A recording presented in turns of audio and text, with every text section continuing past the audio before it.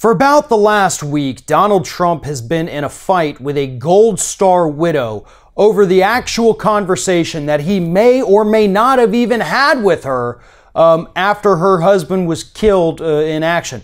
Myeshia Johnson's husband, LaDavid Johnson, was killed in that ambush attack in Niger. Donald Trump was not there to greet the bodies as they arrived back in the United States, although at the time he said, "Don't worry, I've called everybody." Well, as it turns out, he hadn't called everybody. And that's where this whole, I guess, fiasco began for Donald Trump.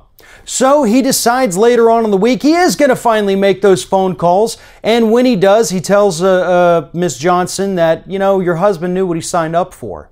And according to Johnson, who finally broke her silence on Good Morning America, I believe, she said that the president's phone call actually hurt her even more than she was already hurting.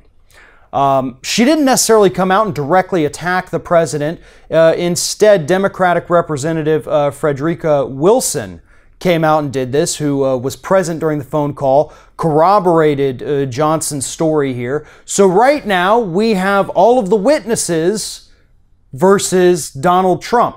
Trump is still out there today trying to refute what this widow, this pregnant widow, said about the phone call the president made to her. Here's what Donald Trump tweeted early Monday morning. "I had a very respectful conversation with the widow of Sergeant LaDavid Johnson and spoke his name from the beginning without hesitation."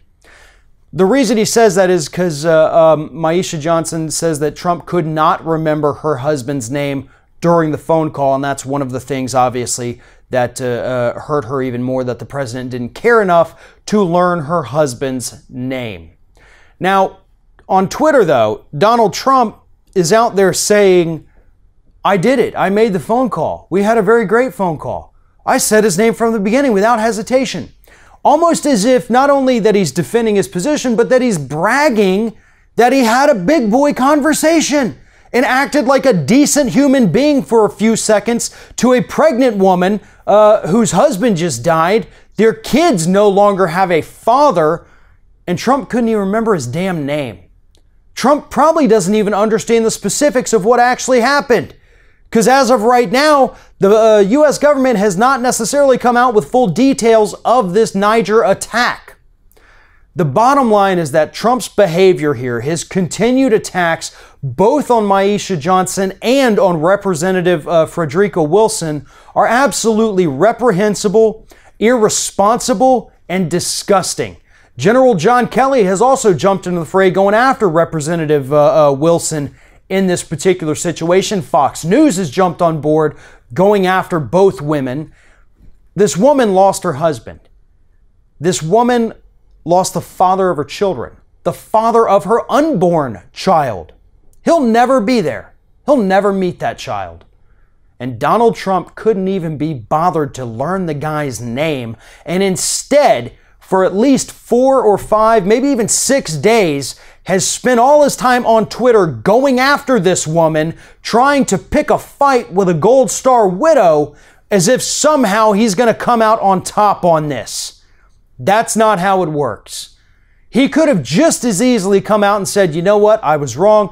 I wasn't the best in this phone call. I'll make it up to you. I'm sorry." End of story. But he didn't. Because Donald Trump will never admit fault. He will never admit that he was wrong. And he will never apologize for the disgusting actions that he has made, both as president and as a private citizen here in the United States. If you're thinking about subscribing to our channel, I strongly encourage you to do that. But if you're not thinking about subscribing, I would encourage you to start thinking about it, and then once you're thinking about it, actually go and do it. You can see the subscribe button right there on the screen, or if you're watching on a different platform, go to youtube.com/theringofFire.